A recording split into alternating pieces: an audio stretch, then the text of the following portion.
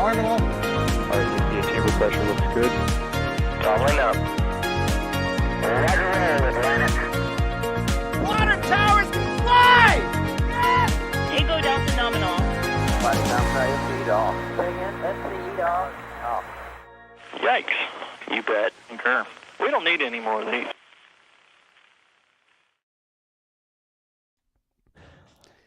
All right, folks, you know the drill. It is Sunday, and a time change Sunday, and that means that it's, I think, time, if we've done the math correctly, time for another NSF Live. It is our weekly news talk show. I don't even know what we're calling it these days, but let me know if you can hear me. John Galloway for NASASpaceflight here. I see a bunch of 5x5s in chat over here. We appreciate y'all helping out with our remote production there, and I am joined in the studio today with two faces that you've seen on NSF Live quite a bit.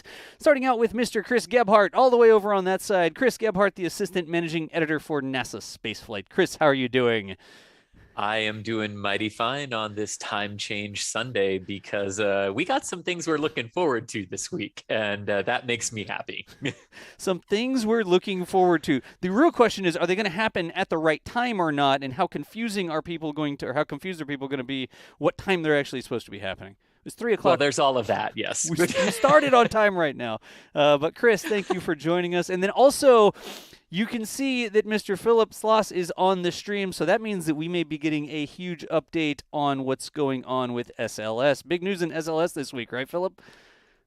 Yeah, yep. Hopefully we're going to get to see something this week. Hopefully so. So that is what we're doing, folks. Like you see, if you've seen the show before, you know this is a live show, unless you're watching the video after the fact. But right now it's going to, when is it going to be then? Whatever. It's now right now. And if you have questions for us, you can tag us in chat. Just put at NASASpaceflight. Goes into some cool software we've got up here, and we will go through the questions over the course of the show. We do try to make the questions relevant to what we're talking about. We're going to start talking about Astra here, updates on what's going on with Astra. So if you ask questions about Astra, we'll put them into the Astra segment. If you ask completely unrelated questions, we either try to get those at the end or we try to get those in the proper segment. But just ask us questions in chat. That's one of the reasons we do this show across the board. Also, same thing with Super Chats. Things like Super Chats and such are the reason we're able to do shows like this. And we will be taking questions from there as well, reading those out, saying thanks. Also, a massive thank to our members, the folks in the membership program who make all of the wacky things that we do possible. And believe me, we do some wacky things. So, without further ado, it looks like everything's working correctly here. Chat, are y'all ready for the show? Should we get started here? I've done all the housekeeping and stuff. Philip, Chris, y'all are y'all ready for this? Come on. Yeah, let's pretty go. much. Philip, I got the right number of L's in your name, right? Just one? Yep. Okay. Yep. I took special care, but every time. In the first one. In the first one. All right. Okay, it looks like chat is already yeppers. Carson Reed, thanks for stopping through. Atlanta Space Shuttle. The space shuttle is ready for flight. Apparently, I thought you were retired. They might, well, but what else? What else is there to do in retirement? Only watch NSF streams and videos. I guess. I think he might have jumped back in time about 20 years. Yeah. All right, so let's start off here today talking about the news from Astra. If you remember that last launch of Astra, LV-008 launched great, had a little bit of trouble when it pulled its very best Kool-Aid Man impression up on orbit. Chris, you want to run with that one? Yeah, indeed. Yeah, so it was fairly obvious from the onboard videos, right, that there was something that had occurred during payload fairing separation, and Astra immediately launched an investigation. But what we sort of saw in that is germane to what they found in terms of the investigation is we did see, after the failure of the payload fairings to separate, we did see the second stage ignite and sort of blast through them. Right. And there was, interesting. And I think there was an assessment right away that sort of was like, oh, from the general public, not from Astra, that was like, oh, it must have been blowing through those payload fairings that, caused the second stage to, blah, blah, blah, blah, blah, and spin out of control, which it did. But when Astra actually revealed the results of the investigation earlier this week, which, first off, it should be noted, that's a very small amount of time to do an investigation like that, right? And we have seen SpaceX, another commercial entity, be very speedy with their investigations and flight mishaps and getting back to flight. So worth pointing out that we're seeing, a lot of the commercial companies go toward these much quicker return to flight. Same with Rocket Lab as well for theirs. It's a small rocket. It's a small rocket. Exactly. Small time frame return to flight. It just works out that way. Philip, should work, right? I hope SLS goes. Like, SLS is not a small rocket. No. Well, yes, we'll do that. But basically what they found is that there was indeed a payload fairing issue. The separation failure was traced to an incorrect engineering diagram where basically they had drawn things incorrectly, and their end-to-end test that they do at the launch pad was not going to account for that, was not going to catch it in that particular thing, the way it had been designed ahead of time. Right. So the corrective action there is that the drawing has been corrected and new tests have been added that will actually check that the firing sequence is correct for how it's supposed to trigger throughout the payload fairing, so that not only are you correcting to say, hey, this should never happen again from a putting the rocket together standpoint, but now we've added a check to make sure that we're triple checking that it doesn't happen again and we're ready to go. So that was that. But then the other thing that was sort of new in their in the press release this week was noting that there was a second anomaly that actually caused the second stage to tumble out of control. It wasn't punching through the payload fairings that did it. There was a separate software anomaly that resulted in the loss of stage 2's thrust vector control system. And once that happened, thrust vector control is a really long way in rocketry of saying the thing that steers the rocket, right? Like if you turn the steering wheel, it would turn the engine and the nozzle the correct way to aim your rocket in the correct orientation to achieve orbit. Right. And there was a software anomaly there that was actually the result of the loss of stage 2 not blowing through the payload fairing. So that was interesting.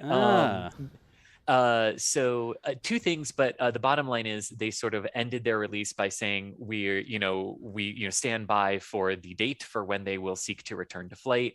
And they have not said anything yet, but we'll continue to watch their social media and see when they will be able to launch a flight out of Kodiak, Alaska. Gotcha. Is their next one.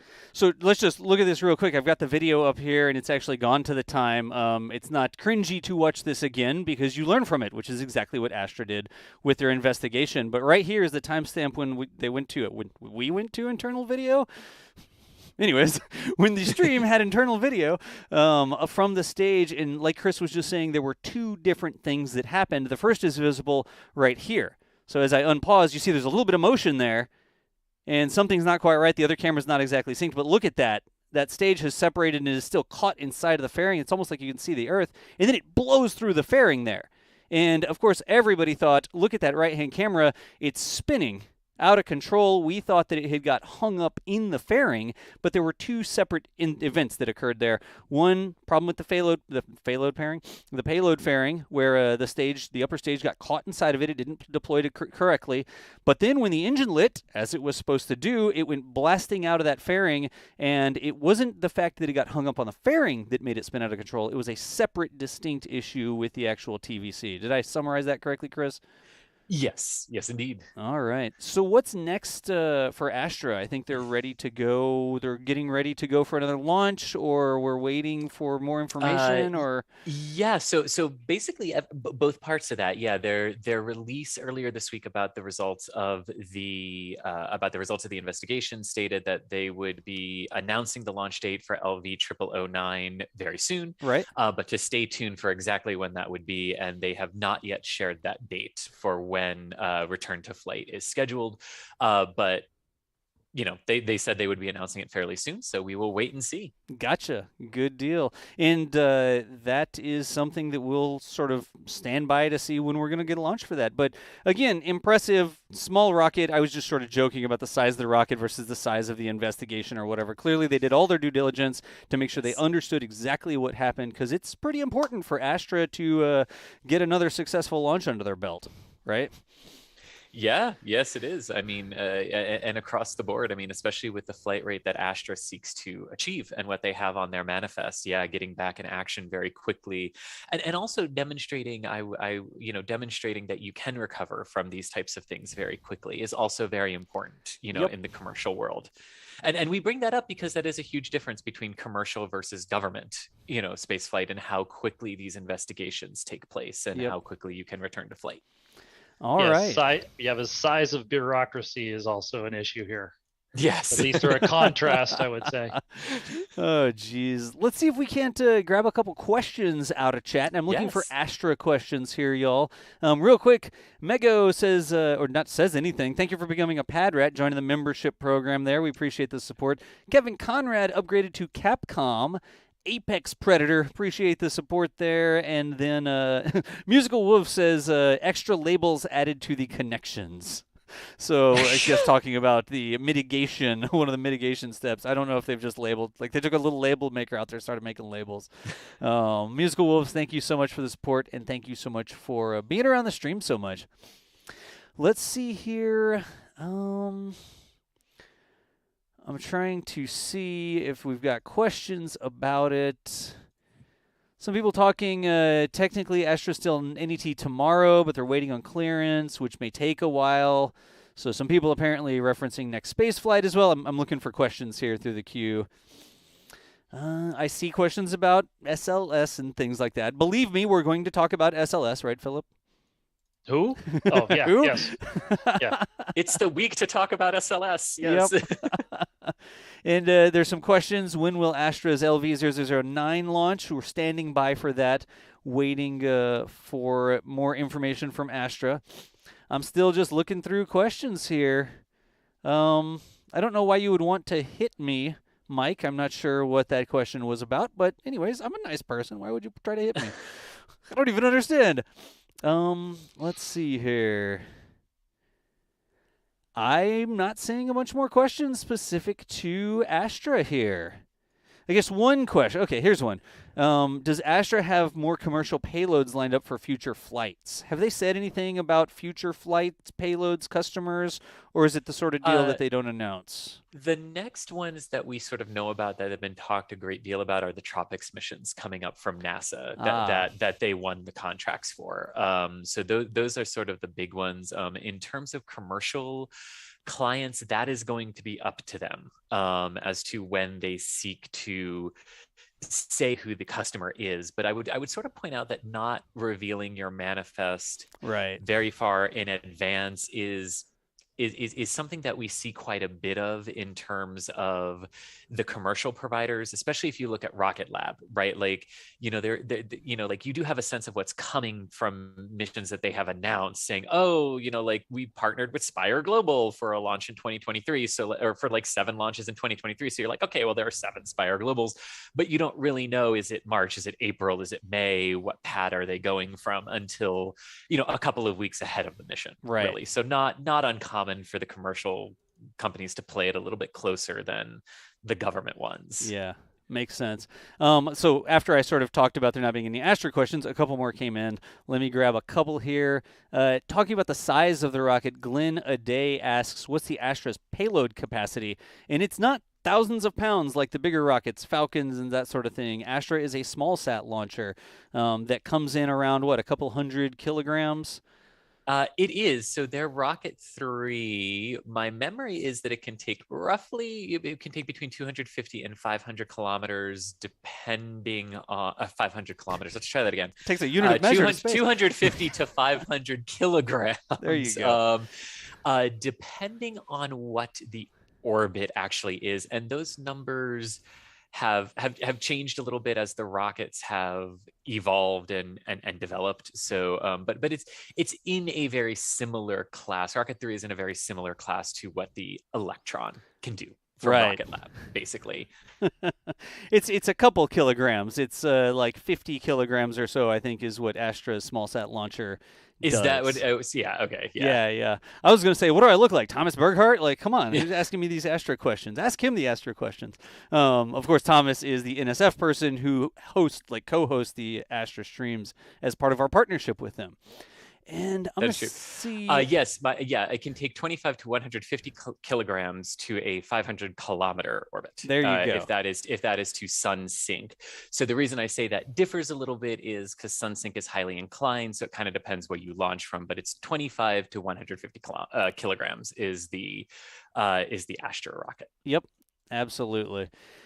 And last thing here about Astra, then we'll move on to the next thing because we got a lot to cover. What has Astra told us about their launch cadence? Like, they want to be able to rapidly deploy these containerized launch pads to places. Which I guess it's a forward-looking statement, but I don't work for Astra. Have they given us any information about how often they think these things are going to be launching? Well, they say they want to get to a very high cadence. I believe Chris Kemp has, in some parts, in our interviews with him, gotten to daily, is what they want to be able to do. And they've talked a lot about the low infrastructure that they have in terms of, they can, put this in a shipping container and roll up to the launch site. They don't need a tower. They don't need a whole bunch of stuff there. And I do just want to make one more point. When you go above the 50 kilograms for the payload, that includes some of the upgrades that are coming to Rocket Force. So when they talk about what their capacity are, that does include some of Rocket 4, but Rocket 3s that we're seeing right now are in the 50 kilogram range in terms of mass to orbit. But yes, so they've talked about daily launch cadences and ramping up to things of that nature eventually. Right. Gotcha. And I'm going to toss in one last thing because I do think that it's a good question that's very relevant to Astra. Is this number of failures normal for a new company, not normal for a new company? Because we see it, and every time one fails, we're like, geez, I really wish, I want them to get to orbit. I wish they hadn't failed. But rocket development is not particularly easy. So there are some errors, and it's part of the test, guessed, and revised thing. I guess the difference is that was an operational mission. It wasn't a development, like a test mission, right? Yeah, and that's and so it's a good question, and I think truly the answer honestly comes down to what the company chooses to do at the price points that they're operating at, right? In terms of how much it costs to make your rocket, how many of them do you have just waiting on the factory floor because you've gotten this to like factory, settings. In terms like that,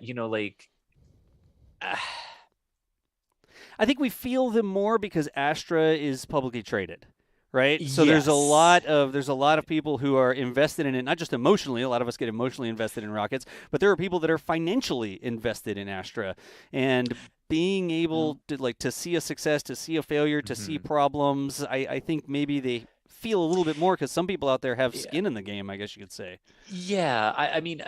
In all honesty, this early in a program to lose an operational flight is not shocking. Right. I mean, just if you go back throughout history, we lost the Ariane 5 early on. We lost a couple of Falcon 9s early on. The Atlases and the Deltas are sort of the odd ones out with 100% success ratings from customer from customer standpoints. But, it's not uncommon early on. The thing to really watch for is if that were to continue to happen. Right. But, like a lot of other companies, Rocket Lab has lost a couple as well, and they're still early days with Electron, and it always hurts, to see it happen. But if they're one-offs and the system and the cadence proves itself, no one's going to remember this in a year if things are still going, if things are going well. And even, you said the rockets that have a high success rate, the Atlases and the Deltas, even that is almost a little bit of a sliding scale because ULA wasn't always ULA. There's a lot of heritage hardware well before ULA was the glimmer in anybody's eye. And Atlases and Deltas had some hiccups way back then that nobody remembers because they were so long ago until people start pointing out how successful they are. And they're like, actually, we get those actually guys on the internet. But exactly. And you sort of hit the nail on the head, right? As rocket families have evolved, like I should have said the Atlas 5 and the Delta 4, right? In that regard. But no, you are exactly right. Yeah. So me personally, from a historic standpoint, like I'm not sitting here overly worried Right. at this point in time. Start getting some successes under your belt, and the failures just become a statistics, a plot in the graph long ago when you were first getting started. And case in point, we'll take the Falcon 9. The last time it failed was September of 2016, but they've done well over 100 successful flights since then, and the whole Falcon family has one of the highest success rates, out there. Yep. Exactly. All right. Again, y'all, we could sit here and talk about Astra forever because we partner with Astra. We actually provide the official broadcasts out there when they're showing you what's going on. And massive kudos to them for their open and transparency there. But we do very closely keep track of Astra because of our partnership. But let's move along to a couple other topics here because we've got a lot to talk about. Grabbing some super chats real quick. Let's see. Brandon Land Space Stuff, thank you. You want to work for someone. I'm not exactly sure who you want to work for. DE. Anyways, appreciate you. There, we've also got Atlanta Space Shuttle that says, Astra's such a good company. They're just in the start of their amazing journey. Tell Kemp I said hi. Hi, Astra. By the way, no one hit Chris. Did I miss something with somebody being hit at some point? I know. The clock's changed and people are playing jokes on us apparently. Like, can't live with them, can't hit them over the internet. Brandon Land Space Stuff, another one. Thank you for the support. We've got Mike Smith with $10 donated to Phillips I Need Coffee Fund. Does your shirt say like I need coffee or something on it, or Nope. do you just need coffee in general? he's got a busy week coming up. He does have a busy week coming up. If it's 4:00 in the morning, then yes, I need coffee. Yep. But hopefully with COVID restrictions being relaxed, it'll be easier to get coffee in Florida this time. Next time I'm there. So, yeah. And one more here, James. I'm going to handle this so that we can move on. What would the future of Astra be if LV009 fails? Nobody can tell the future. Definitely Astra needs a win under their belt. Like we talked about, publicly traded company. A lot of people very keen on success or failure with them. But I know that Astra is going to do everything they can do to make sure that one goes off without a hitch. They've got a talented team. They've got a good design. It just comes down to practice and experience running that process. So I can't tell you one way or the other. I'm not even going to guess a forward-looking statement there, but I know that they certainly feel the pressure, and they're going to make sure that they do everything they can to make LV0009.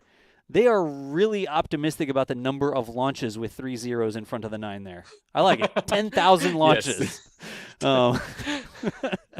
Anyways, James, thank you for the question there. So moving along in other news, we've got some interesting military launch news coming out of Iran. Chris. I was going to say, you said feeling the pressure, and I think we could say the same for Iran to get a win under their belt in terms of space launches. Earlier this week, they successfully placed the NOR-2 satellite into orbit using their CASID rocket. This was the second successful launch of a CASID, the second NOR reconnaissance CubeSat to be launched. It is indeed operated by the Iranian military, and it was launched from their desert facility in the northeast of the country. This was a little bit different from how the world normally does space exploration, where you normally get a bit of warning that something is about to happen. Iran obviously doesn't do that with, doesn't provide a whole lot of forewarning in cases like this. But what was also really interesting about it was not just the fact that it was successful, but we also got some pretty good onboard camera views from the stage separation of this rocket as it took NOR-2 into orbit. And the Iranian space program has, obviously is operates far differently than the rest of the world because of sanctions that are placed onto the country by Western nations. So these aren't huge rockets, right? NOR-2 is a CubeSat, and that's what was placed into orbit. But right. It does sort of signal that, their capability with spaceflight is advancing. And we've certainly seen setbacks. There was even some military, reconnaissance photos that indicated that maybe they had tried to launch a different rocket earlier this month and had suffered some sort of a failure, unknown, but then the CASID rocket went off without a hitch. So, we're seeing them sort of gradually develop their capabilities here. So it will be fascinating to follow them and see exactly what Iran is capable of achieving here in the exploration of space and putting up their own satellites, like the rest of like many other countries around the world are capable of doing. Yeah. Was it a demonstration mission? Do we even know what the satellite does? Is it just a picture satellite? I mean, you said it's a CubeSat, so it's pretty small, probably not a long lifetime. It did make it up, according to Jonathan's tweet, around 500 by 500-ish. Now I need to actually go back and read to make sure I read that tweet correctly. But do we know what that payload was? 495, 513. Yeah. Go ahead. Yeah. So in basic terms, right, it is a CubeSat spy satellite. And it was the second in its series. It operated by the Islamic Revolutionary Guard. So it was based on the NOR-1 satellite, but it included a lot of upgrades, including a lifespan upgrade, and was reportedly carrying new imaging equipment that would be able to perform reconnaissance both over Iran's own territory and internationally. But that's kind of all we know about it. Okay. Iran is not, just like the US, right, would not come right out and go, this is what our spy satellite does. Right. Iran is not going to do that, but given its small size, it's most likely a technology demonstrator to sort of test out how things could be bigger, because the CASID rocket is not the biggest one that they have. So it's not the biggest satellite they could put into orbit. But, just like we would sort of test new technologies on a smaller scale first, that appears to be what's happening here as well. Right. But again, reconnaissance satellites, so we don't particularly know all the details. Yep. All right. Other launches in the news that we'll blast through, no pun intended. Really quickly, we got a Starlink launch this week as well, didn't we? We very much did. 48 more Starlink satellites blasted into orbit from Slick 40 on a southern trajectory. They went out on booster 1052-4. And what was notable about that is not just the low number of the booster in terms of how many reflights it's had, but the low number in the B10 range too, because B1052 started its life as a side booster for Falcon Heavy. So it flew as a side core on Falcon Heavy's Arabsat 6A and STP2, was then out of commission for a couple of years. They didn't bother to reconfigure it into a Falcon 9. And then late last year, early this year, that reconfiguration was done and we saw it being hauled around, and it launched a mission back on January 30th and then was turned around and used earlier this week for Starlink.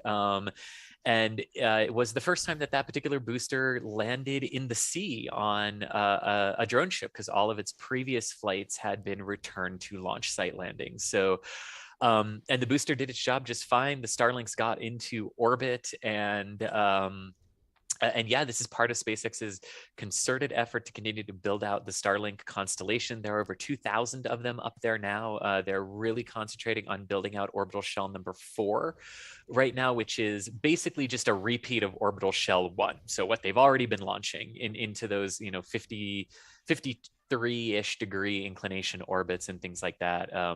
And this will help provide a lot of the coverage to the mid and low latitude regions of the planet, where a lot of the demand for the Starlink services currently are in the US and Europe. And speaking of Starlink as well, Das, I think I actually put this down. It's in our next section on the link stock, the last one, second shipment of Starlink satellites. I see that. Yep. Sorry, put it in the wrong section there, but it is also worth noting this week that as 48 more Starlink satellites went to orbit, the second shipment of Starlink terminals arrived in Ukraine. And this has been one of the large stories surrounding the invasion Ukraine by Russian forces is the ability to provide that sort of instantaneous communication to very remote places using the Starlink internet satellite constellation. Elon Musk has also said that they saw some jamming of the frequencies, but were able to get around that with software, and that there are some changes that are coming to the Starlinks. And he also said, interestingly, to Starship, which we'll get to as well, that sort of might be related to all of this, Right. and what's happening in Ukraine. But yeah, as 48 more Starlink satellites went to orbit, we had another delivery of terminals over to Ukraine as well for their continued use. So Gotcha. yeah. I've noticed that the number of Starlink satellites seems to be going down per launch, right? It was originally more satellites per launch, and we've seen the number sort of get trimmed down over time. Sometimes it's because of ride shares and stuff like that. There's other things riding along, so they need a little bit extra room in the fairing. I don't think there was a ride share on this one, but why do they keep launching? I don't want to. It's not like less and less. Like, oh my gosh, they started at 60 and now they're down to 10. Like it's not Yeah. that much, but it just gets pared down a little bit. Do we know why? Yeah. So it ultimately comes down to the mass that the Falcon 9 is able to take to orbit, depending on where is it launching from? Because we've seen some of the Shell 4 missions go out of Vandenberg, which is even more bizarre when you start to think about it from an inclination perspective and the dogleg trajectories that they have to do. Vandenberg. That's not Vandenberg. Sorry. Right. As soon as you said No, they come out of Vandenberg, I showed a shot from Steven at the cave, and I'm like, ah. Well, there's no fog, so of course it's not Vandenberg. No. Jack, love you. Nice. But yeah, so it comes down to what location they're launching from, Florida or California. What is the orbital inclination they're going into, and how much of a performance hit does the dogleg maneuver, the second stage, has to do to get to that inclination from your launch site? And that all sort of factors into, okay, with all of that, that's how much mass the Falcon 9 can literally lift into that orbit successfully. And once you know that, you just look at, okay, each Starlink version 1.5 has a mass of this. So this is how many we can put on to meet the mass requirements of the mission. And that's what they do. And since the version 1.5s have more mass than the version 1s, you're automatically more limited, and you can't put 60 of them you can't put 60 version 1.5s onto a Falcon 9, because Falcon 9, even if you went northeast out of Kennedy directly into the inclination, no dogleg, Right. 60 would be too much to recover the core. You would have to expend the booster at that point. Gotcha. All right. I'm trying to see if we got some questions here. Musical Wolves pointing out that the SpaceX launch director mentioned the broomstick. Yes, indeed. Yeah, you know what? Like, we have taken the insult of Pad 39A being a trampoline, and we have taken that and made it our own. We're going to take broomstick and make it our own, too. That's a pretty And sweet you know looking what? broomstick, honestly. It's a sweet looking broomstick, and you know what? We've got more than one, so let's go. Hey, broomsticks, trampolines, the reality of the situation is we can put stuff in space, and we don't need Mhm. their help. And we've got a big new broomstick coming out of a building later this week that I know Big Philip's orange. dying to talk to. Yeah, it's more of like a We'll talk Hoover to. That vacuum works too. cleaner or something. I don't Yeah. know what's a broomstick. SLS is like, I don't know, a vacuum truck or something. It's a lot of broomsticks. It's a Yeah. lot of broomsticks. Ah, yes. And one more thing. But I think Go ahead. I'm going to give you a second here to get it pulled up, because while we are looking at this photo of that Stephen has of B1052 headed away, I believe we've got to say what? I can't pull it up if you tell him to look at the photo. I'm like, wait, don't tell him to look at the photo. Oh, sorry. I didn't mean it that way. Sorry. It's fine. Well, you were just looking at a photo of it going away, and here it comes back. That is booster 1052-5 now, because they level up upon landing, coming back from its cruise to the Bahamas. So hopefully it got some good rest in, because I think they're going to turn it around rather quickly again, hopefully. It doesn't seem like you got to hang out on like a beach chair sipping a Mai Tai or anything like that. It's on the drone ship, get strapped down, come straight back home, time to fly again. But this is That's actually true. live right now. You can see there's double overlays even because of the way I've done it. Yep. But this is a live view off the NASA Spaceflight Fleet Cam in partnership with Rusty Seafood and Oyster Bar out at Port Canaveral.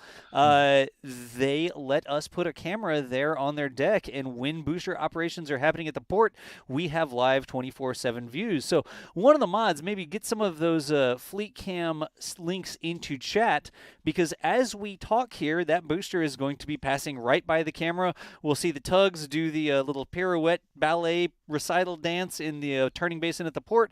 We'll see them push that over, and then maybe, I don't know about today, it's Sunday, but next steps are always they hook it up to the crane, they bring it over to the shore, they fold up the legs, they lay it down, they put it on a transporter. You can see the entire thing live on our Fleet Cam camera out there at the port. So that's happening right now. Hey, Jim Cavett says, thanks, Rusty. I agree. Thanks, Rusty. Indeed. All right. And keep watching that. I mean, I'm not just going to leave this up the entire time, y'all. But if you'd like, you can bring that up in another window after the stream here. We've got about an hour left in our talk show. You can go over and watch Fleet Cam, however you want to do it. Maybe just listen to us in the background and watch Fleet Cam on the other screen. Right. So let's see here. Oh, boy. There's a lot. Yeah. The next one here is a doozy on a bunch of people's minds, and relevant to what you were talking about, the shipment of Starlinks getting to the Ukraine, Chris. International relations in space. A lot of mean, snarky tweets going across the water there. What is going on with the ISS? Yeah. In many, many ways, with the physical vehicle itself, not a lot. In many ways, it is business as usual. The hatches between the Russian side and the U.S. side, and I want to stop and make clear that when we say the Russian side and the U.S. side, that those are the actual legal distinct terms between the two sides of the station. There's the Russian operating segment and the U.S. operating segment, and the U.S. operating segment contains NASA, Canada, ESA, and JAXA. Right. So the U.S. side includes. It's almost like the international international partners. lab, because you got the Columbus International Lab, and you've got the Kibo modules, and Japan's got a module up there. And a lot of that simply was because the ISS was born out of Space Station Freedom, which was already an international collaboration between NASA, Canada, ESA, and JAXA at the time, and Russia joined. So in large part, nothing has changed on orbit, right? It's the rhetoric on the ground, particularly from Dmitry Rogozin, that has changed. But let's talk about what hasn't changed, if you don't mind first, Stoss. Sure. So this week, there is a spacewalk scheduled for Tuesday. So Kayla Barron and Raja Shari from NASA will go outside to conduct a spacewalk to continue preparations for the solar array, the new solar array additions. Boeing is launching a set of new solar arrays that are overlaying some of the original arrays to bring the ISS's power generation back up to what it was when it was first launched, because solar arrays decay and degrade over time. So we're bringing that back up to full power. They're going to go out on Tuesday to do their spacewalk. So that's mission. That's just as usual. Nothing weird there. There was a Russian reboost of the International Space Station this week. In particular, right under the last bullet point there, Das. Yep. It was a 6-minute engine firing of Progress MS-18, the Russian vehicle. And I'm going to point this out because it did a 0.9 kilometer boost to the space station's orbit. And this is helping to align with the upcoming crew rotation flights, specifically Soyuz MS-21, which will be a crew flight up to the space station later this month. But this was an expected reboost. And the reason I point this out is because some of the weirdly threatening tweets from Rogozin was that basically they wouldn't bother to reboost the ISS, and how would we prevent it from crashing into the US and Europe at that point? And the answer is Russia's just kept doing them because that's part of their obligation right now, and they're not going to endanger their own crew members. Yeah. So, lots of talk on the ground, but the actual operation of the station has proceeded like normal. And there's the Soyuz MS-21 crew launch, the Soyuz MS-19 crew landing, the Axiom 1 launch, and the Crew 4 launch, all coming up within the next month, and none of those are affected right now. But basically, it's still business as usual. And I know there's a lot more we need to talk about there, but that's the answer to the first question. Yeah. So I want to, before we get beyond that, there's a couple sort of questions there that I want to bring up, and I don't want it to border too much on sci-fi or military fiction or anything like that, right? Is it normal for a Russian launch to only have 3 cosmonauts in it? It always seems like it's sort of mixed up, but this is just 3 cosmonauts. This is, in fact, the first time that a crewed Soyuz flight to the International Space Station will only carry trained Russian cosmonauts. Now, trained Russian cosmonauts. There have been all Russian flights to the ISS before. Right, the film crew or something, right? But the film crew, right? But not cosmonauts. And that's what's very different about this.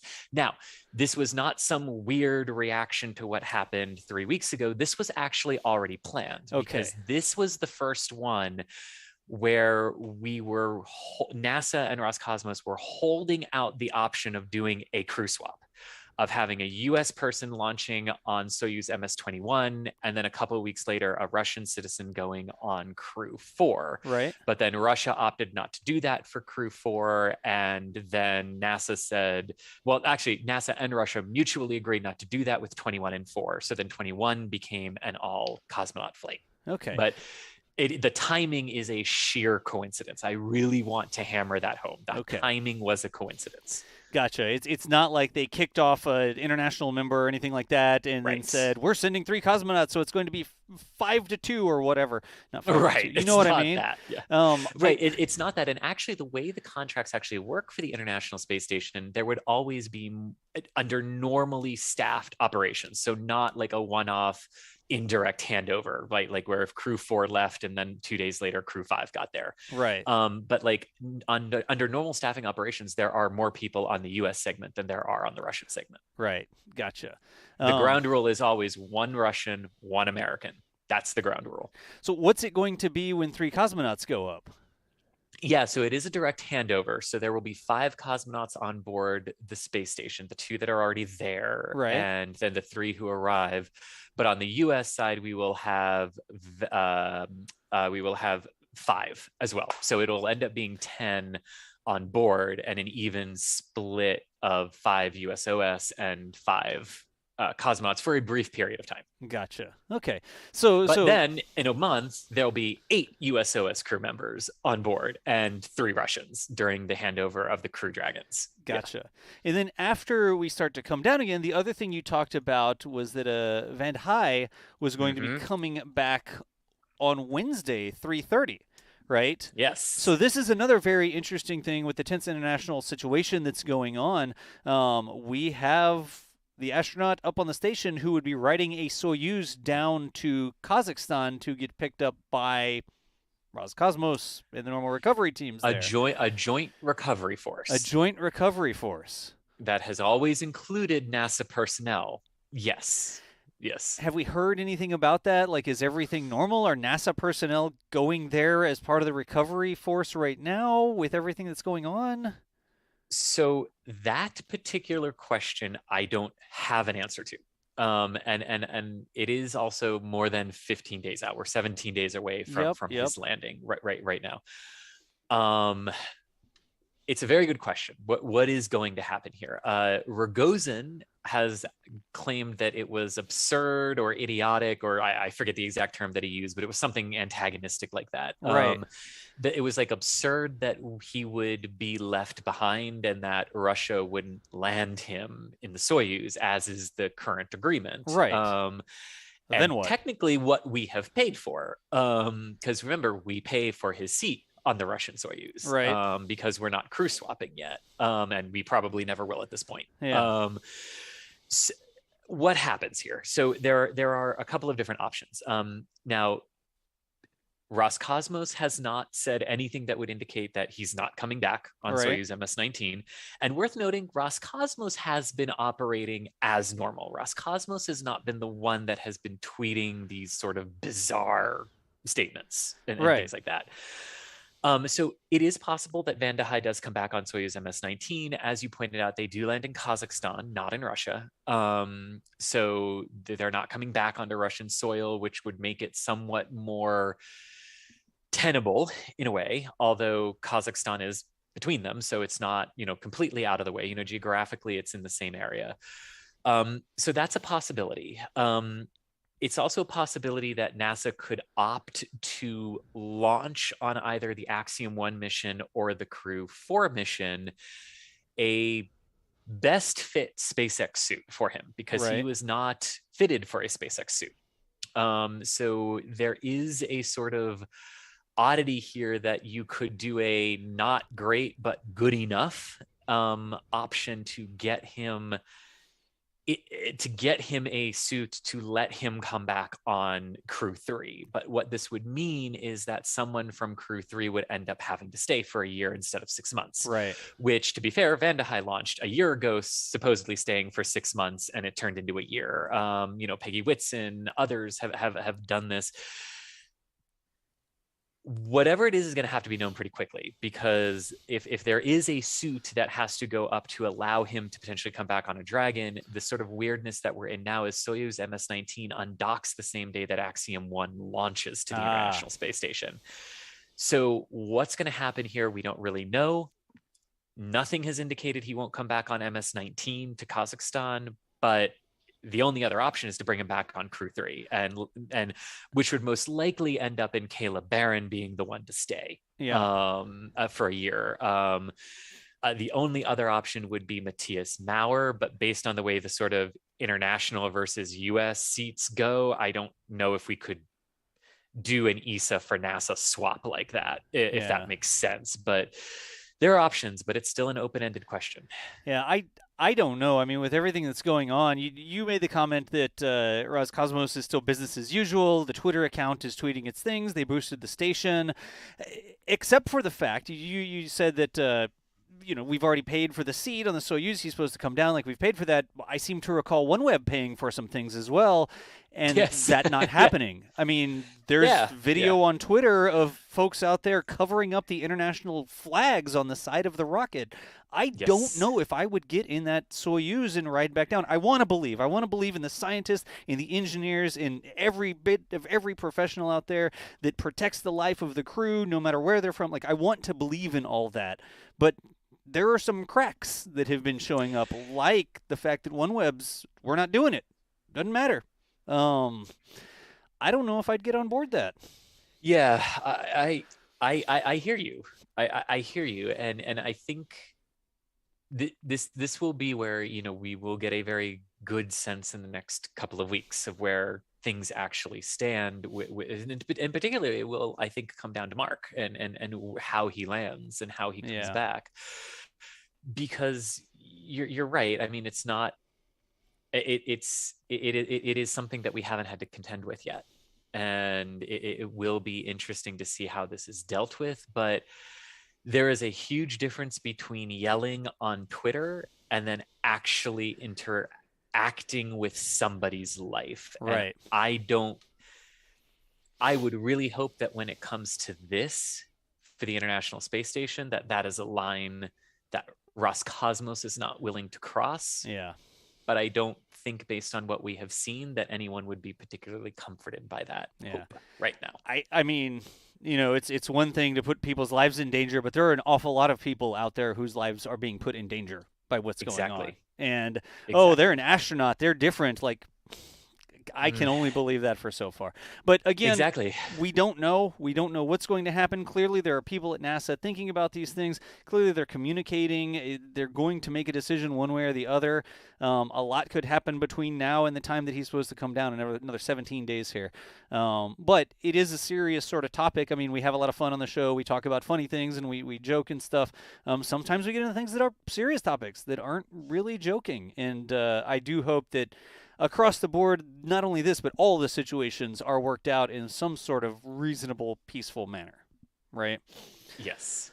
So let's see here. I'm going to go through some questions here. As we do, I am going to be sort of picky with my questions, y'all. Paul Moffat, thank you so much for the 10 Canadian. Appreciate the support there.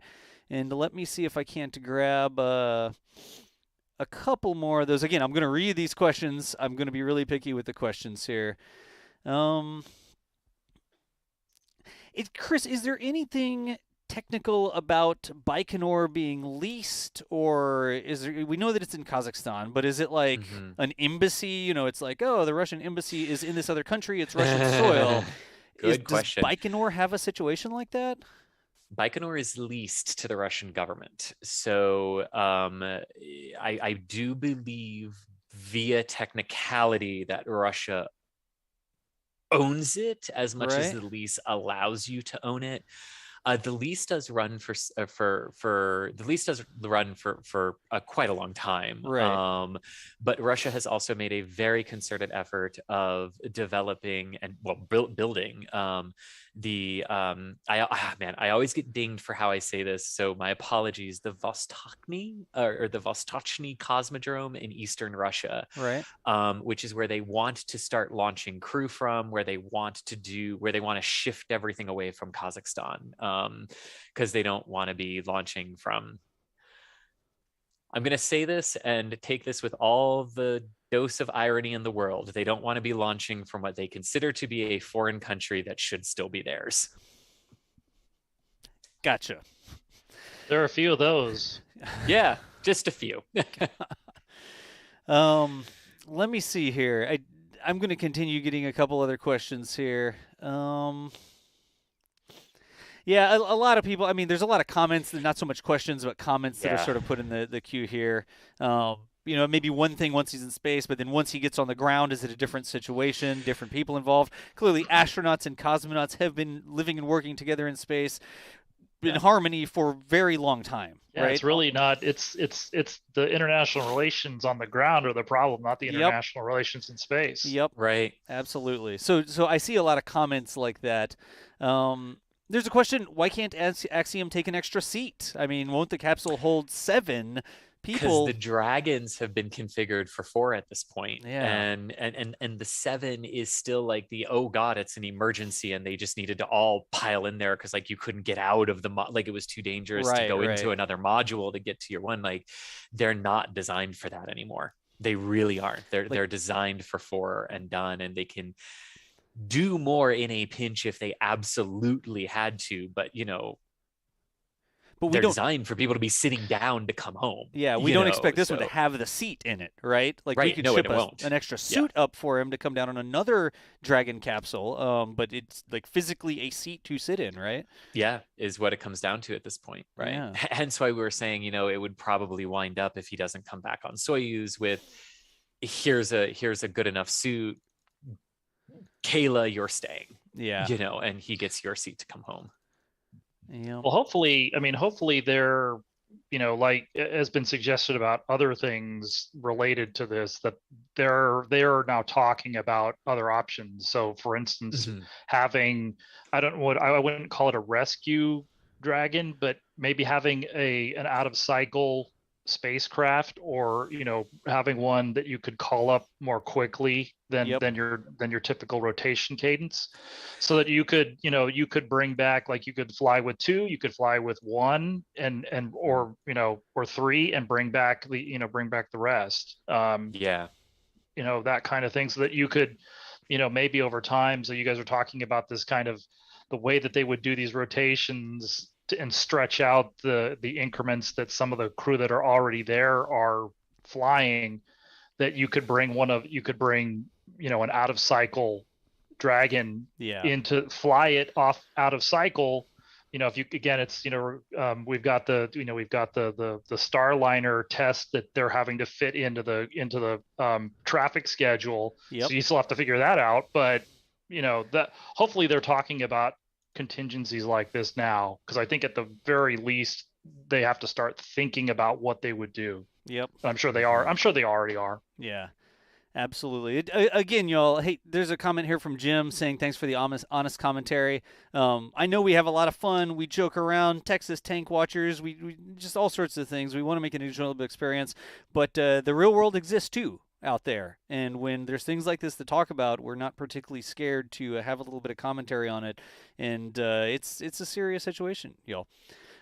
So everybody's been wondering, Philip, why we invited you to the stream, but we didn't let you talk. So guess what time it is, folks? It is time for Mr. Philip to talk. Take it away. This is all yours. What is going on with SLS, Philip? A big week for the big rocket. Yeah. Well, they're hoping that they're finally gonna take a trip outside.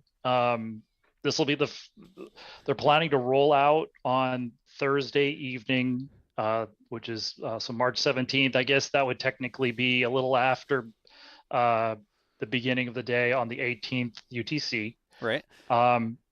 And so they're going to roll out to the pad. They're going to they've got this final big test, which is basically it's a full launch pad countdown preparation. You count all the way down to they're going to count under 10 seconds and then cut off. But I mean, when you get the test is intended basically to verify that everything's ready, so that if they have to make any tweaks, the next time they do that, they'll just let the count go and they'll start the engines and launch. But this will be the first time we've seen the full Orion SLS vehicle, a full Orion SLS vehicle stacked without a bunch of platforms around it. And so it should be pretty spectacular, but it's also being done for a reason. But again, it sounds like it's going to be they're going to do kind of their Hollywood premiere thing. They've done this in the past with some of the other historic rollouts from the VAB. So there will be xenon lights. They're going to start before sunset, hopefully. But at some point, once the sun goes down, they'll have those there because it will be moving slowly. And so we're looking at some of the preparations, the crawler transporter, one of two. This is crawler transporter 2 was modified to carry this large payload out to the pad. And so about 5 days before they do a roll like this, they will start into the preparations to get the crawler ready to go. So this is part of that. This is part of that sequence. They roll up in front of the doors of the VAB, and they'll stay there. And then once the mobile launcher and the vehicle are ready, then they'll roll in underneath the platform of the mobile launcher. And then they're going to have to do, they'll plug in all of the services. So it'll provide power, air conditioning, that type of stuff to the mobile launcher and to the vehicle as much as it can while it's rolling out to the pad. So, and so when we get to that point on Thursday, they'll plug in the services and make sure that they're hooked up correctly. Then it will come in and it'll pick up the mobile launcher. And then they'll start moving. So these are these pictures from I think Friday was it Thursday or Friday? They're sitting outside the door. I think they were talking about rolling in either maybe late Monday or Tuesday and getting ready. Again, assuming that the vehicle finishes up its testing. So right now they're pulling back platforms, and those really just signal that they've got the vehicle, those parts of the vehicle closed out. So they retracted the platforms around Orion first. It's ready to go. Then they retracted the platforms around the second stage, which is this modified Delta 4 second stage called the interim cryogenic propulsion stage. But that's ready to go. The interstage adapter between the two is where you really can't see much of the second stage, but there's cameras in there, there's links, all of that stuff. So that's ready to go. And basically now they're finishing up with the core stage and the boosters, and they're supposed to be putting the doors on, the final doors on both of those in the next probably couple of shifts. Right. And then they'll do what are called confidence checks, and they've already done these with Orion and ICPS, where they'll power the vehicle up with everything closed and configured the way that they're going to fuel it and do a countdown and make sure when they run through, they'll just run through a check to make sure everything looks good, and then they'll power the vehicle down, and basically those areas of the vehicle are ready to go. So last two things are the core stage and the boosters, and so there is a test readiness review scheduled for tomorrow, and then they're going to do a media teleconference after that. And so we should have a sort of a final thumbs up tomorrow about, okay, we're ready to proceed for the rollout on Thursday. Gotcha. So. Real quick, let me just hop in and explain a couple things. Like you were talking about all the platforms retracting, and that's what's seen in this video here. Inside the VAB, they've got these work platforms, and these are the work platforms. Right. You can sort of see the rocket-shaped holes in the side of them, and those, almost like a cookie cutter, can move in like that, right. And they work around the rocket. So this video, right. This image is actually with the platforms there retracted. They got to get the platforms out of the way so that the rocket can actually move out. It looks like down at the very bottom down here, that's the very top of the boosters. And it looks like the platforms are still near the boosters down there. I don't know if those platforms retract like the other ones, or does it just roll out away from them? The ones on the tops, the tippy tops of the boosters, are actually sort of extensions on the what's below it. That's platform F, and that's one of the last ones that will be retracted. So they are finishing up. That is the primary connection between the boosters and the core stage. And so that's one of the main, if you've got like a patch panel for a network, a computer network, where all the cables come together, a lot of times you're gonna have a lot of work platforms set up around it. And so this is like one of the final things that they'll retract before one of the final platforms. Now at the bottom of the rocket where the engines are, that's where the vehicle's sitting on top of the mobile launcher platform. Right. And so they don't have that platform is the launch pad essentially. So they don't have to add any platforms there. Like for the engine section where the power heads and all of the plumbing comes together, that platform will roll out with the vehicle, and so they don't have to retract those platforms there. So here we can actually see it in this shot, right? When you're talking about the MLP, the mobile launch platform, that's what you see here. This is the mobile launch platform with the structure on it, and on the other side of that picture we were looking at from the other side, SLS is in there. I don't know if it's that tall, but SLS is in there. It's not taller than the VAB, and it's got boosters on the side of it or whatever.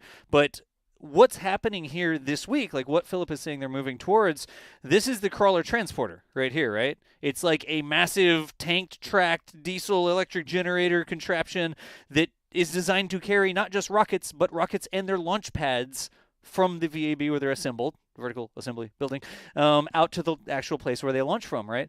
And over the course of this week, what's going on is they're making all these preparations so that crawler transporter can actually scoot underneath the MLP. I'll put MLP there, right? And that's literally what happens. Like the MLP is here on these massive stands that hydraulically can move up and I don't remember if the crawler moves up and down or if the stands move up and down.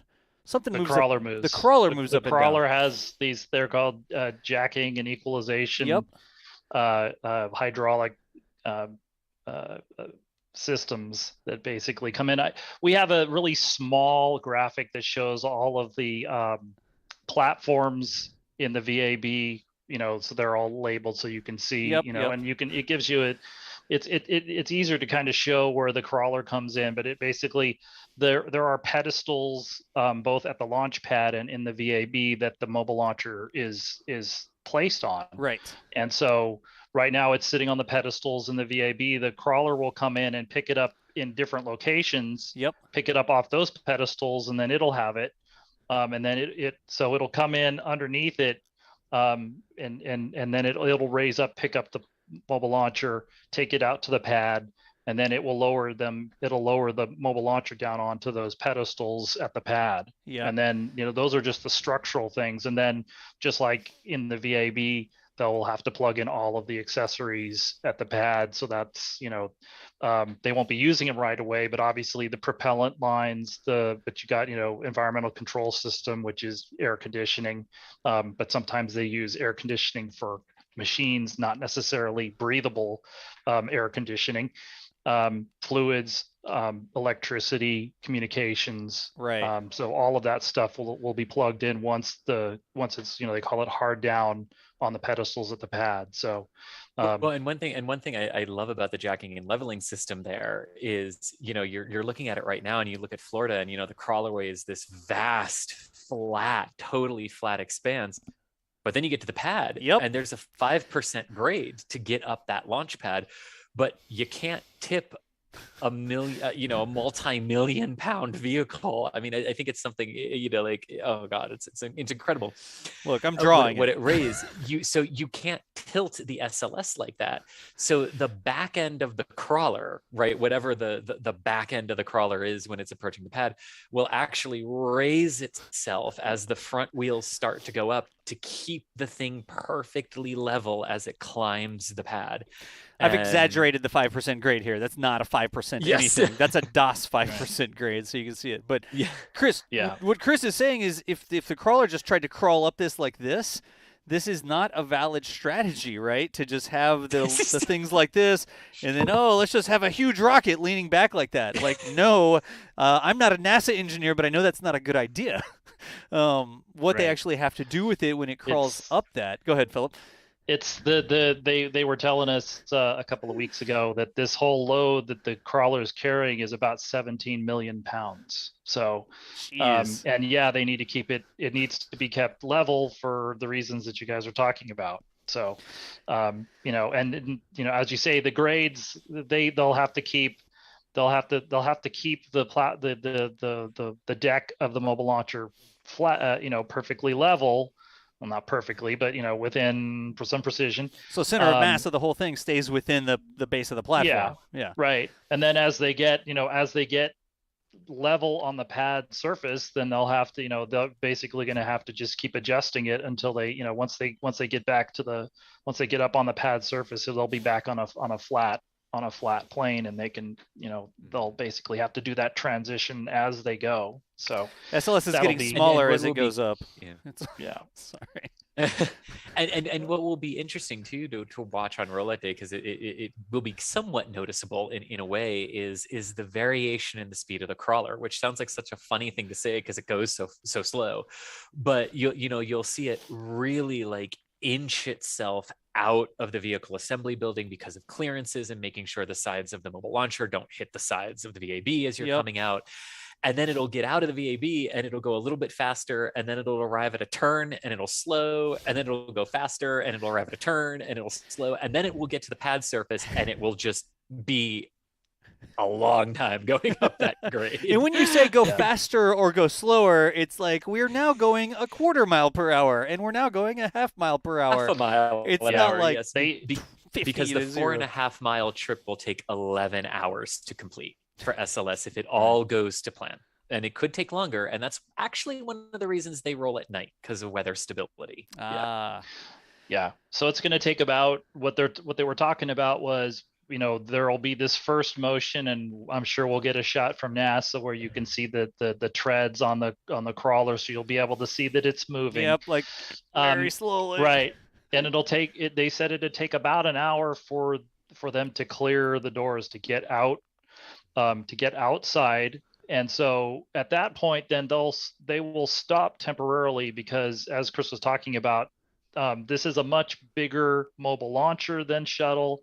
It's a much taller one. It's a much, it's just larger. And so one of the things with this system, and I had to go back and look at the Saturn V, but for this system, they didn't have to do this for Saturn V and Apollo, but for this system, they'll roll out of the doors with the crew access arm up against the Orion, but then they'll stop and they will fully swing the crew access arm away, so 180 degrees around, and then they will finish the trip that way. And is that for mass considerations, or just arm, like where the mass of the arm is, or is it arm bumping up against Orion? That's actually a question.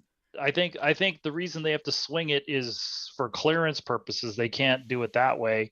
But that's a good question in terms of why do they need to roll? Why do they need to roll that way? But it's And do we know if that's just for Artemis 1 or is it or is that the plan for all of the SLS rollouts, is to swing the arm back for the roll? I don't know. Oh, okay. Yeah.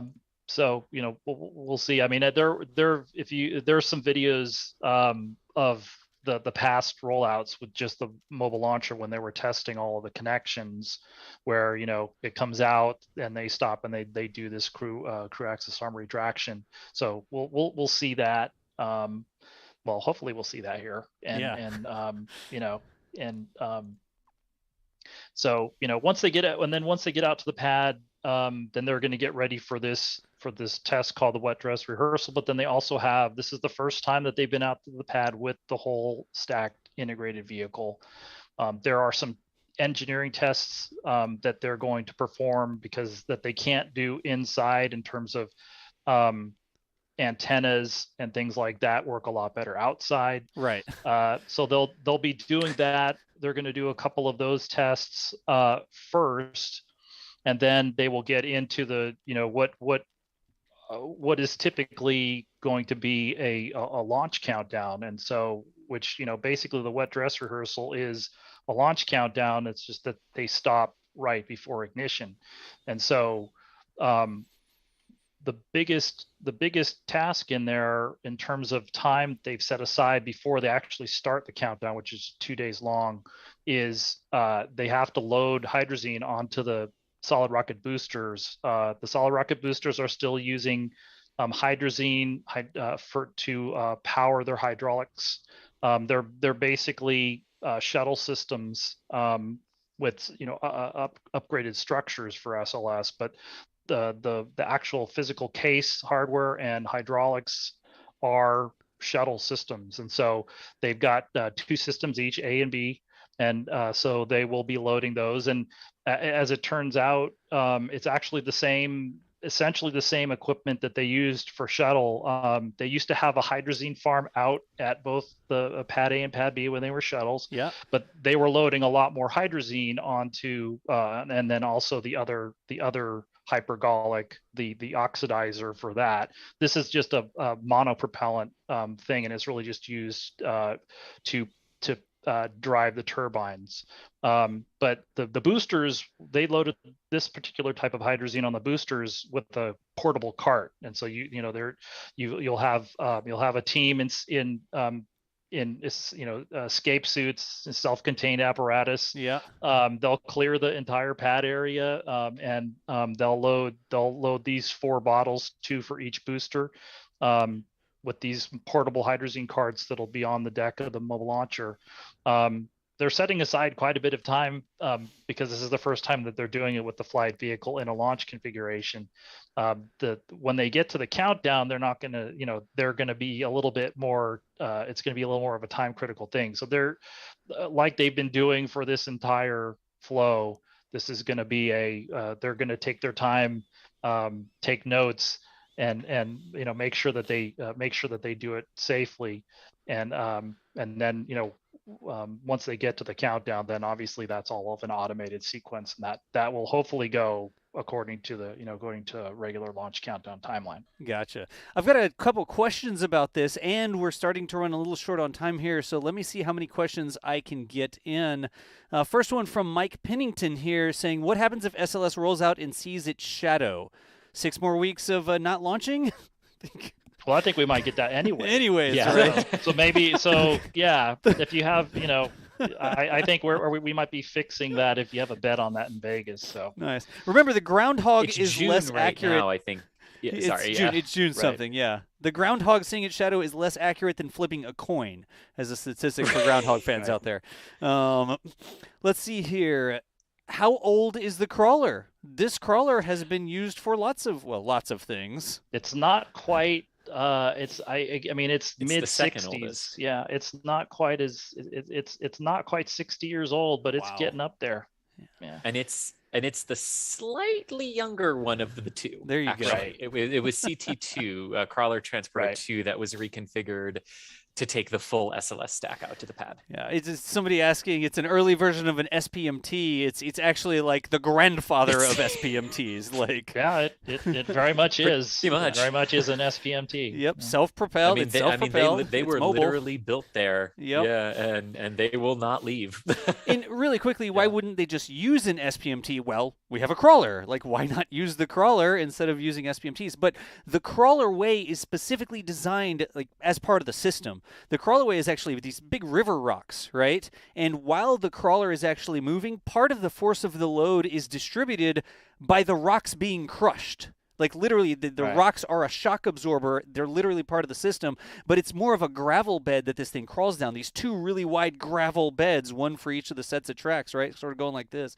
And when it crawls down that, it's actually crushing the rocks. The rocks are critical to the rest of the system. So you wouldn't put small little wheels like on an SPMT trying to crawl down that. It wouldn't work. The crawlerway is part of the crawler system, I think you could pretty accurately say, right? Yeah. Right down to the point that the rock, the type of rock, Tennessee River rock, is very specific because when you crush it, it does not create a spark. Yep. Because you do not want a spark next to a rocket. And you see the truck out in front. Is it Tennessee or is it Alabama River rock? I always mix those two up. I think it's... I thought it was Tennessee River rock, but the Tennessee River to me is synonymous with Northern Alabama, so I don't know. I might be misremembering it for that reason. The name of that river goes through a different state. I'm sure a senator had something to do with where the rock came from. Moving right along, another serious question. When they move it, the SLS is not fueled. Kind of true, kind of not true. You have solid rocket boosters. They are loaded and ready to go. When you tell them to start, they will be ready. Yep. So the SRBs, the white things on the side of SLS, have their fuel in them. That's how it works. They are solid rocket motors. You build them with the fuel in them. But the main tank, the big orange tanks in the middle, that is not fueled. The crawler is not carrying a fuel load of fuel out. But question, do they have to pressurize those big main tanks to help SLS maintain its structural stability while it moves? Yeah, no, they keep a pressure on all of the propellant tanks. Yeah. Gotcha. Yes. So that's a big question. In much the same way that Starship is always kind of pressurized. Yeah. Yep. Yeah. That's probably where that question came from, because we always talk about that on the side. We hear Starship, we see some little crinkles appear on the side, then poop, they pop back out because they repressurize it, and that's a normal thing that you see with Starbase. And we always talk about the connections being pressurized while they move those things around Starbase. So I think that's probably where those questions came from. Let's see. There was a whole other thing here. They did make some changes to the crawler transporter to support SLS, some upgrades and stuff like that, but can we hit those as like bullet points? I can't. I think they upgraded the engines or something. Yeah, they took the opportunity to renovate equipment like that because they were going to be down. I mean, even you're talking about the crawlerway.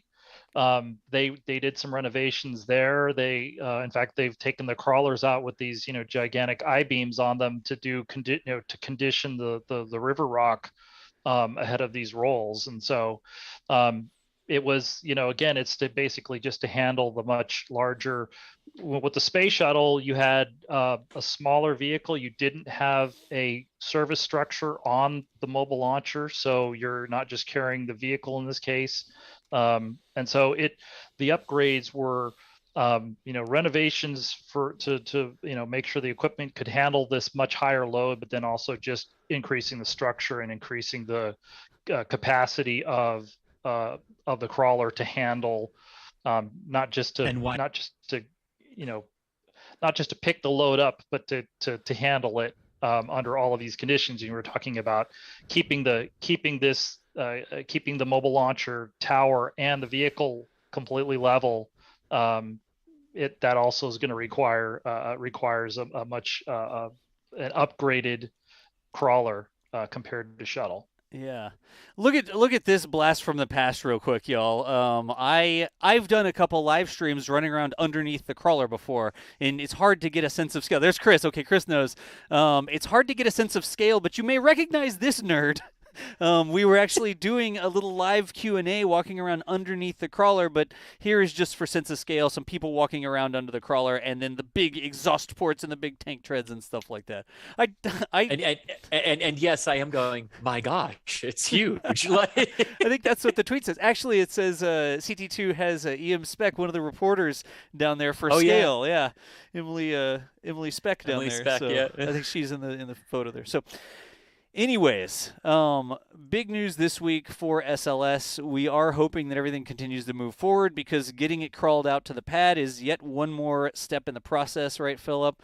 Hopefully we get some good news about that and actually see that happen this week. I think we're we'll be there, right? Live. Yeah. We'll be there live. Yep. Did I send y'all a couple cameras or something so maybe we can see some of this live? I think you did. Okay. Yeah. All right. Yeah. Good. There may be a plan. I don't know. So let us know what you're doing later this week, Philip. We may have some more crawler related things or some more SLS related things. I'm headed to Florida. You're going. So we'll see. We'll see. If I'm not busy, I might come over there. You might come over there. Okay. Yeah. Jeez, twist your arm. So lastly here, y'all, let me see if I've missed much here. Grab a couple super chats. Musical Wolves, will SLS now be the BLS, the Broomstick Launch System? We'll have to ask, I guess. We'll see. We need a broomstick shirt in the store, apparently. It depends on if that acronym is already taken by NASA. BLS, there you go. And then Westy the Third says, super excited to see this thing roll out. So right now, wrapping you up and me both. SLS, when is that scheduled for, Chris? When are y'all supposed to be over there? When is the rollout tentatively occurring? One more time. First motion is set for 6 p.m. local time in Florida, which would be 2200 UTC on Thursday, March 17th. Gotcha. Right. Stay tuned though, because I have heard some rumors that that they might have moved the first motion up a little bit. So we'll see. Which is going to be stay interesting. tuned. Because they'll want it out at prime time, right? And like the time change we just had in the US today will help us because it's lighter later. I wouldn't be surprised if they try to pull that forward. So they're really coming out the door at 6 p.m. I've heard rumors that, and it may have been that they were talking about standard time versus daylight. And so again, if you want that extra hour. Yeah. And so the rumor I heard is they might try 5 o'clock, and NASA TV's their broadcast starts at 5. If they they're going to do so, there's going to be people making remarks, and so since it's going to take an hour to get outside, that's probably a good idea. Just go ahead and get that out of the way so we can just look at this. And so I think that's what most people are going to be interested in. Right. That's we'll see, but stay tuned. And they're going to talk to the media tomorrow, hopefully, and I'm pretty sure that will get asked is can we double check on the time that you guys are starting for first motion? Right. So, yeah. All right. So that brings us to our last topic here for the day. Of course, we go through all sorts of different topics. We try to cram it in an hour and a half. Everybody's like, wow, how are you going to ever talk for an hour and a half? And we always run out of time.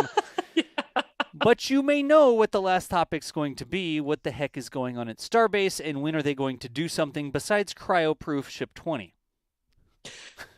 Well, we took some steps in that correct direction this week, I think, didn't we, Das? And a confusing one, I think. I think in sort of an overall, here's what happened. We had Booster 7 has been fully stacked, which is great because that is one that has the 33 is designed for the 33 Raptor engines. Right. So that is sort of the next evolutionary design upgrade over Booster 4 and Booster 5, which we have seen and Elon has talked about. That 7 would be a little bit different. So Booster 7 was fully stacked this week. And that was also the first day that we kind of started to see so here we go. Here is Booster 7. Folks, I have like 100 clips of things happening at Starbase, and I'm like, which one am I supposed to show? So that's Booster 7 being stacked. I finally found it. Yeah. And that's going to be very, very interesting because, like I said, it's the one that sort of is the new design in terms of the engine structure and everything. You can see the little tanks all coming out to make, to make them all. It's very. If you could see inside the vehicle assembly building, this is what we would have seen with SLS, right? As it's being stacked, which is really fun. So we saw that, which was also very good because seeing movement and progress on the newer boosters, right? The ones that, like, 420, yeah, it's got the fun numbering scheme that Elon likes, but we also sort of know that the designs are already out of date, right? So which ones are going to fly is sort of the big question, and which combo of ship and booster. But seeing Booster 7 and the progress there is good because of how the design is evolving, and they'll want to test this thing very, very quickly, right? To start getting it through its paces to know, hey, is this the one we want to fly? Is this a potential pathfinder for 8 that we want to fly? How are we going to do all this? So Booster 7 was a big one this week, but then, and to be fair, we also saw Booster 8's forward tank section this week, which is the first clip DOS. I said, yeah, I'm like, I know I saw that in there. Booster 8 is happening as well. There we go. Got it. Yeah, so Mary saw the first section of Booster 8, which was also, hey, if they're going to start churning out these boosters, that's a good cadence because we know we want to start seeing more testing. And we saw methane and LOX, and this is in the same daily video from Mary. We know we saw waves of methane and liquid oxygen being delivered to the orbital, being delivered to OTF. So, we know we're seeing progress there. Yep. We even saw in the next day's video, the potential payload dispenser was lifted into Ship 24's nose cone section. So we saw good progress there as well. I'm looking for it. Yep. Wait, so we saw good progress there, but of course, this is also very critical to what they have been talking about in terms of what Starship's overall development test flight sequence is going to be, right? Because we have heard, them talk about, test flights to orbit and this and that, but they have also made it clear that Starlink launches are a very important part of the test and development part of Starship in ways that you don't normally see vehicles with payloads still talking about it being a test and development program. Right. But because it's sort of all internal to SpaceX, this is a great way, honestly, right, to get the vehicles flying with use, right? So it's not just a test flight to orbit and come back, right? You can deliver a useful payload to orbit. Of course, we'll have Jonathan McDowell on later to talk about how useful Starlinks are to astronomy, and launching all of these like a later one, date, that's not later on this show. Yeah, later date. But a huge part of Starship carrying payload is the dispenser, right? Like, how is it going to throw its satellites out of it? And this is the potential payload dispenser that we've been looking at, and seeing it being lifted into the nose cone section is another potentially really good visual of how the test part of the program and the development part of the program is progressing, because this is something we're going to need to see sooner or later, and not just for Starlink, but for others as well. So that was good to see. And we also saw Ship 24 getting more TPS work. Ship 25's aft dome was sleeved, but we saw so much of this, and I mean, and this was part of the story. Like, it was also kind of crappy weather at Boca this week. Yeah, it was. I don't even know where in the video this is. With cold fronts sort of tailing through there and everything. But all of that is to sort of say, there was a good flurry of progressive work. Yes, Ship 25's aft dome, which was also sleeved the same day that Ship 24's TPS work was going on. But then we sort of ended the week in a kind of note, DOS, and this was when they just started taking apart the quick disconnect arm. Well, wait, I gotta say real quick. Okay, go ahead. Yeah, they're flipping a piece here, right? In this video that I have up, and it's literally a crane with a little load spreader on it, and they flip it around, and they build it one way, then they flip it, and they attach it another way. Can you imagine them putting a piece together on SLS like this? And waggling around in the wind, and then they're just pulling on it with ropes to flip it over. Can you imagine? There are 7 days of meetings to flip an SLS section at MAF, I imagine. It's Tuesday. And I don't actually mean that as as like a slight toward Boeing and how they build it, but it's a great way to highlight how different these systems are, right? Like, and just like out in the open, here it goes. And plus, we didn't have to have you like escorted into the VAB and get like 4 months of getting footage reviewed and all that sort of stuff. It's like, hey, we flipped a thing and we sleeved it. It's really cool, the access we have down there at Starbase, which is what you can keep up with on Starbase Live. Indeed. And I know we don't normally in these sort of run-throughs, I know we sort of kick it over very quickly to questions for Starship, and I do want to kick it over right now to questions, but I thought it was worthwhile today to really sort of go through, like, here are all the different ships and boosters that we actually saw progressing through, quite significant milestones this week. And everything. And then this was the last one when the quick disconnect arm kind of, they took a big chunk of it off. The pinchers, the little claw pinchers, the stabilization arms that actually attach to the load points on the top of the booster, they took them off. Which was kind of like, oh, okay. Like, so now we wait and see what happens there. Look at this too. Yeah. That ain't normal. No, the grid fins turned for the first time too. So it's like 2 steps forward, 1 step back sort of deal. We see grid fins testing, we see all this stuff, but then they're taking the pinchers off the arm. Did they get damaged? Did they come up with a better design? Who knows? They didn't like put out a flyer that says, here's why we're doing this. But we've been seeing lots of activity, some of it in the forward direction out at Starbase, I guess would be a good way to say it. And a lot of it in the forward direction. And Das, it's actually the last one in our queue here in the background doc, because this is why I wanted to run through specifically what all we had seen this week, because SLS is about to have a very major milestone this week, and Starship is very integral to the overall Artemis program because it is our lunar lander. So with SLS having a big week coming up, it was worth it to me to sort of go through where what we were seeing, because all of this for Starship is the lunar lander that makes the Artemis program's goal attainable. So all of that sort of to say, NASA also had an HLS presentation this week, which sort of overlaid some of the concept, the ConOps for Artemis 3.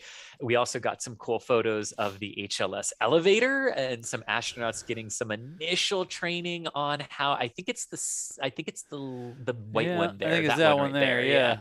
Yeah, getting how to use the crew and cargo elevator on Starship. So this was also really good to see this week, because not only is the hardware continuing to progress out at Boca Chica in the test element, astronauts and potential future crews are and the people who will train them how to use this are starting to get that hands-on experience for these new systems, because we have never landed on the moon before and then went, okay, great, now get in the elevator. I mean, you literally just see Neil, hop down the ladder and then plop down onto the foot of the lander and then take a step. Like, we're building a veritable playground of rocket equipment here. Like, we've got the trampolines that are going up here. This sort of looks like a swing, I guess. Like, pretty soon we're going to just be playing around on the moon. Indeed, but you can sort of start to see it progressing, right? And you can see how the tracks are going to start to converge here for Starship's development along the many different tracks that they have to take. So all in all, it was a good week for Starship as well. Yep. Let's see here. I'm actually seeing if there's any questions. It's 4:33. We always go a couple minutes over here. I'm trying to see if we found anything. Some people are speculating on why they need to take those pinchers off. Were they causing problems? Do they need to be redesigned, et cetera, et cetera? Justin DeLong, we're certainly waiting. I haven't seen any official tweets, so we tend to try and stay away from the speculation on some of it until, like, Elon literally will come out and say, oh, yeah, we had to redo that and it was easier to do on the ground or whatever, right? Exactly. So that is a thing as well. I'm literally scrolling through here, seeing if I can get anything. Chris, Phillip, did I miss anything else? I went through all the bullet points in the sheet that I was in terms of what I was hoping to hit before questions. Yeah, we hit everything from my end. Yes. Okay. And talking about the HLS prototype elevator, that's what we were showing on the screen here. Yep. Let's see. The other thing to note here, and it's still on screen, is the sort of mock-up of the airlock. Right. And we know one of the things that Kathy Leaders said at the announcement that it was Starship that had won the HLS, the preliminary HLS award, that it was, like the sheer volume that you got for what Starship was very impressive. And I mean, yes, they're not in their moon suits, so to speak, but I mean, you can already see how that airlock, just the training, which might not even be the final design of the interior one, that they end up using, you can already see how large that is for just the crew perspective. Let's see. Hey, real quick, I'm going to jump back to this one real quick. Tristalia said, back to the crawlers, the CT, if the crawlers are 60 years old, do they still run with fuel or electric motors? They're like trains, actually. Diesel. They have massive diesel engines, but it's not a direct drive on the diesel engine. The diesel engine actually powers a generator, and then the actual crawler treads are electrically powered. So it's the exact same sort of tech that big diesel trains use. It's a really efficient way to generate an awful lot of torque with electric motors. Tesla fans, electric motors like torque, while still having the flexibility of having a massive diesel generator that can put out a lot of kilowatts that you don't have to plug into a massive plug somewhere to get power off the grid or battery packs or anything. So it's the torque of massive electric motors powered by gravity, I guess it's held down by gravity, powered by diesel generators generating a metric boatload of electricity. I'll just leave it at that. Let me see if there's anything else. I think we've got a lot of the questions here. Is there a link? Was this PDF public? Like, if people wanted to look at this is ntrs.nasa.gov. This is a public link that I went to here. So let me see if I can't put that in chat for y'all really quickly. Unless maybe they already did that. There we go. I'm K-Space Academy. I just put in that ntrs.nasa.gov. That's where that was. And then I think that is actually going to bring us to the end of our show here.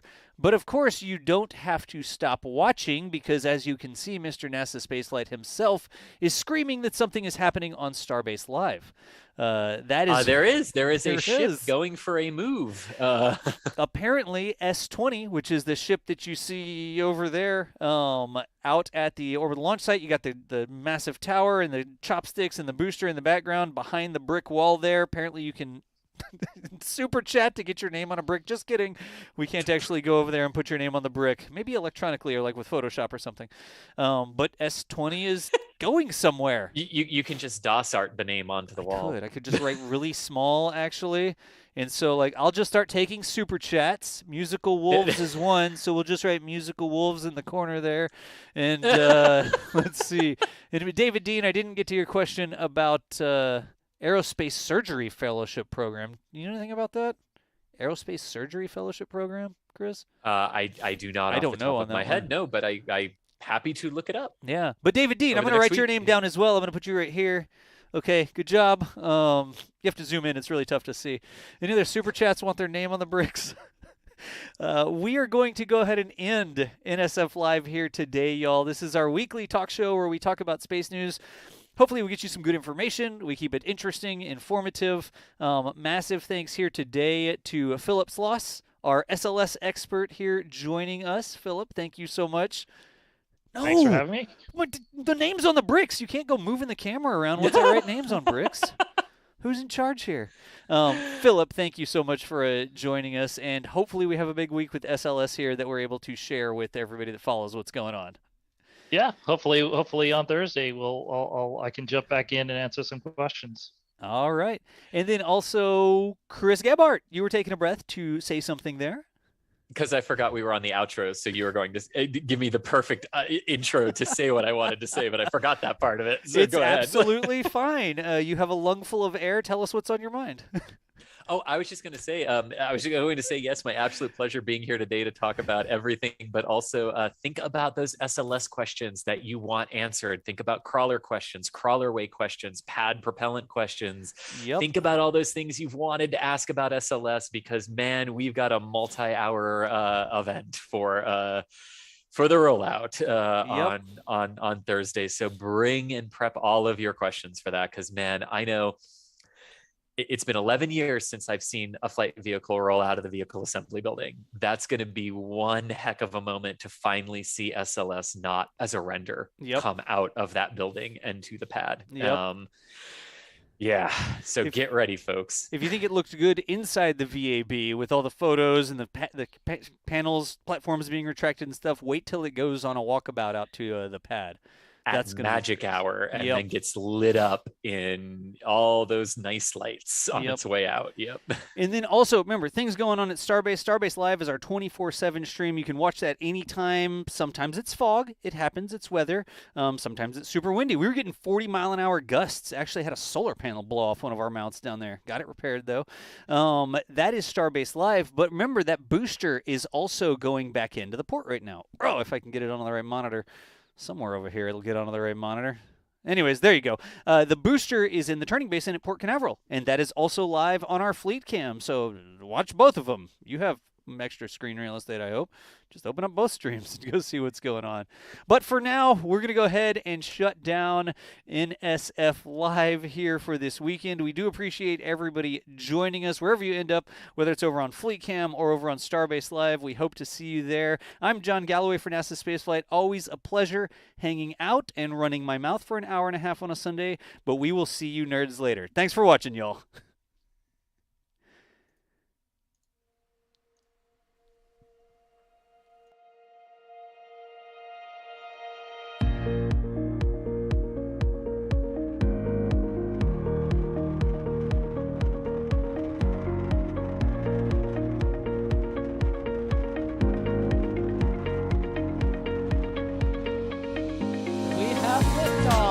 Propulsion continues to be normal. RCP chamber pressure looks good. Doubling up. Roger, roll, Atlantic. Water towers, fly! Yes! Tango Delta nominal. Body mount speed off. Bring in, SCE off. Yikes. You bet. Concur. We don't need any more of these.